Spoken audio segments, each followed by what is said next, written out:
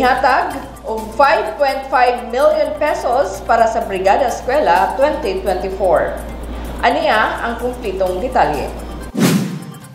Mapasalamaton og gikalipay sa mga magtutudlo sa Oroqueta City Division ang nadawat nilang 5.5 million pesos nga gihatag gikan sa local government unit kun LGU Oroqueta City gumikan sa inisyatiba ni Oroqueta City Mayor Lemuel Merrick M. Acosta para sa mga panginahanglanon sa programa nga Brigada Eskwela. We will have the ceremonial turnover of financial assistance for various school projects from the local government of Oroqueta City, 100,000 pesos for the 51 schools. Each school, ha? Dili ni kay 100,000 para sa 51 schools. No.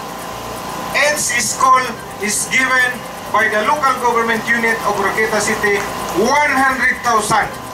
Salamat kayo, Oroqueta LGU. 51 ka mga tulungaan sa elementarya ug high school sa Dakbayan ang makabenepisyo sa nahisgutang kantidad. Di ng matag eskwelahan makadawat og 100,000 pesos. Ang donasyon gipresentar sa formal nga seremonya atol sa Brigada Eskwela Kick-Off Program ug sa launching sa Rural Farm School sa Oroqueta City National High School sa Villaflor, Oroqueta City nga gipahigayon sa Department of Education, Oroqueta City Division. Kini nga dakong donasyon nagpamatud sa dedikasyon sa LGU aron mapauswag ang educational environment alang sa mga estudyante sa syudad. Ang kwarta pagagamiton alang sa lain-laing inisyatiba sa Brigada Eskwela, dakip ang maintenance, pag-repair o pagpalit sa mga panginahanglanon nga mga materyales.